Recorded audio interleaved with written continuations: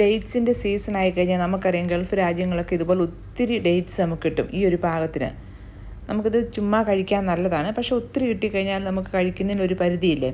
അപ്പോൾ നമുക്കിതുപോലെ ഉണങ്ങി സൂക്ഷിക്കാൻ പറ്റും. ഞാനിവിടെ പണ്ട് നമ്മൾ നാട്ടിലൊക്കെ മാങ്ങയൊക്കെ ഉണങ്ങി വെക്കില്ല, അതുപോലെ ഉണങ്ങി സൂക്ഷിച്ച് കഴിഞ്ഞാൽ നമുക്ക് ആവശ്യമുള്ളപ്പോൾ എടുത്ത് അച്ചാറിടാൻ സാധിക്കും ഈ ഡേറ്റ്സ് ഇല്ലാത്ത സമയങ്ങളിൽ. അപ്പോൾ ഇതെങ്ങനെയാണെന്ന് നോക്കിയാലോ. ഞാനിത് ഈ കിട്ടിയ ഡേറ്റ്സിൻ്റെ ഇതെല്ലാം കൂടെ കൂടി നന്നായിട്ടൊന്ന് വാഷ് ചെയ്ത് ഒന്ന് വെള്ളമൊക്കെ ഒന്ന് ഉണങ്ങാൻ വേണ്ടി വെച്ച്, അതിന് ശേഷം അതിൻ്റെ മോൾ ഭാഗം ഇച്ചിരി കട്ട് ചെയ്ത് കളഞ്ഞ്, അതിന് ശേഷം നമുക്കിതിനകത്തെ കുരുവെല്ലാം എടുത്ത് മാറ്റി സെപ്പറേറ്റ് ചെയ്യാം. ഇതുപോലെ എല്ലാ ഡേറ്റ്സും നമുക്ക് ചെയ്ത് വെക്കണം.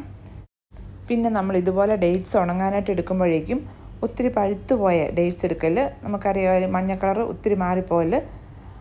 പഴുത്ത ഡേറ്റ്സ് എടുത്തു കഴിഞ്ഞാൽ കുഴപ്പം എന്താണെന്ന് വെച്ചാൽ നമ്മളിത് അരിഞ്ഞുണങ്ങാൻ വെക്കുമ്പോഴേക്കും വെയിലിൻ്റെ ചൂട് കൊണ്ടിട്ട് പിന്നെയും കുറച്ചും കൂടെ പഴുത്ത് പോകാനുള്ള ചാൻസ് ഉണ്ട്. അത് നന്നായിട്ട് ക്രിസ്പി ആയിട്ട് നമുക്ക് ഉണങ്ങി കിട്ടത്തില്ല. അതിങ്ങനെ ഒന്നിനോടൊന്ന് ഒട്ടിപ്പിടിച്ചിരിക്കും. അങ്ങനെ ആയിക്കഴിഞ്ഞാൽ ഒരു പക്ഷേ പെട്ടെന്ന് ഇത് കേടായി പോകാനുള്ള ചാൻസ് ഉണ്ട്. നമ്മൾ ഈ കുരുവെല്ലാം കളഞ്ഞെടുത്ത ഡേറ്റ്സ് ഇതുപോലെ ചെറിയ ചെറിയ കഷ്ണങ്ങളാക്കി നമുക്ക് മുറിച്ചെടുക്കണം. നമ്മൾ ഉണങ്ങാൻ പാകത്തിന്. തീരെ കട്ടി കുറഞ്ഞു പോകൽ, എന്നാൽ ഒത്തിരി കട്ടിയാകരുത്. തീരെ കട്ടി കുറഞ്ഞു പോയി കഴിഞ്ഞാൽ ഉണങ്ങിക്കഴിഞ്ഞാൽ തീരെ ചെറുതായിപ്പോവും. അതുകൊണ്ട് കട്ട് ചെയ്യുമ്പോൾ നമ്മൾ ഏകദേശം ഈ ഒരു വലുപ്പത്തിൽ കട്ട് ചെയ്തെടുക്കുക. കട്ട് ചെയ്ത് കഴിഞ്ഞാൽ ഞാൻ അതേ സമയം ഇങ്ങനെ വെക്കുന്നില്ല. വെച്ച് കഴിഞ്ഞാൽ പിറ്റേ ദിവസത്തേക്കൊക്കെ നമ്മൾ വെച്ച് കഴിഞ്ഞാൽ ചിലപ്പോൾ അത് പഴുത്തു പോകാനുള്ള ചാൻസ് ഉണ്ട്. അതുകൊണ്ട് അപ്പം തന്നെ ഞാൻ കുറച്ച് ഉപ്പ് ഇങ്ങനെ വിതറിക്കൊടുത്ത്, ഒത്തിരി ഉപ്പൊന്നും ഇട്ട് കൊടുത്തില്ല. എനിക്ക് വന്ന മാങ്ങ ഉണങ്ങുമ്പോൾ നന്നായിട്ട് ഉപ്പിട്ട് കൊടുത്തിട്ടായിരിക്കും മാങ്ങ ഉണങ്ങുന്നത്, പക്ഷേ അത്രയും തന്നെ ഉപ്പിടുന്നില്ല. എന്നാലും കുറച്ച് ഉപ്പിട്ട് കൊടുത്ത് നന്നായിട്ടൊന്ന് അതെല്ലാം കൂടെ ഒന്ന് മിക്സ് ചെയ്ത ശേഷം ഞാനിത് ഫ്രിഡ്ജിലേക്കൊന്ന് വെക്കുകയാണ്. പുറത്ത് വെക്കരുത്. പുറത്ത് വെച്ചാൽ ചിലപ്പോൾ ഇത് പഴുത്തു പോകാനുള്ള ചാൻസ് ഉണ്ട്.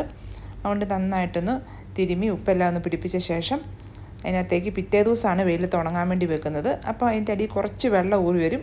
അത് കളഞ്ഞ ശേഷം വെയിലത്ത് വെച്ച് ഉണങ്ങിയെടുത്ത ഡേറ്റ്സാണിത്.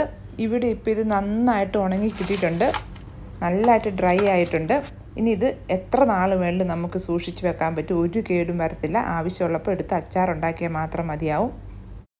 ഇത് അച്ചാറുണ്ടാക്കാനായിട്ട് നമ്മൾ സാധാരണ അച്ചാർ ഇടുന്ന പോലെ തന്നെ എണ്ണ ചൂടായി കഴിയുമ്പോൾ അതിലേക്ക് കടുക് ഇട്ട് പൊട്ടിച്ച് ആവശ്യത്തിന് ഇഞ്ചി ഇട്ട് കൊടുക്കുക. ആദ്യമേ ഇഞ്ചി കുറച്ച് മൂത്ത് വരുമ്പോഴേക്കും അതിലേക്ക് കുറച്ച് വെളുത്തുള്ളിയും കൂടെ ഇട്ട് കൊടുത്ത് ഒന്ന് മൂപ്പിച്ചെടുക്കുക. ഇതിലേക്ക് കുറച്ച് കരിവേപ്പിലയും കൂടെ ചേർത്ത് കൊടുക്കുക. ഈ സമയത്ത് വേണമെങ്കിൽ പച്ചമുളകും കൂടെ ചേർക്കാം. ഞാനിവിടെ പച്ചമുളക് ചേർക്കുന്നില്ല, മുളക് പൊടി മാത്രമാണ് ചേർക്കുന്നത്. ഇതെല്ലാം കൂടെ ഒന്ന് വഴറ്റിയെടുക്കുക. വെളുത്തുള്ളി ഒത്തിരി മൂത്ത് പോകേണ്ട ആവശ്യമില്ല. അതിനുശേഷം അതിലേക്ക് നമുക്ക് മഞ്ഞൾപ്പൊടിയും മുളക് പൊടി ഇട്ട് കൊടുക്കാം. മുളക് പൊടി ഇച്ചിരി നന്നായിട്ട് ഇട്ട് കൊടുക്കുന്നത് കാരണം ഡേറ്റ്സിന് സ്വല്പം മധുരം ഉള്ളതുകൊണ്ട് മുളക് പൊടി നന്നായിട്ട് ഇട്ട് കൊടുക്കണം. പിന്നെ കുറച്ച് ഉലുവാപ്പൊടിയും കൂടി ഇട്ട് കൊടുത്ത് ഈ പൊടികളെല്ലാം ഒന്ന് എണ്ണയിൽ മൂത്ത് വരുമ്പോഴേക്കും നമുക്ക് ആവശ്യത്തിന് വിനാഗിരിയും കൂടെ ചേർത്ത് കൊടുക്കാം.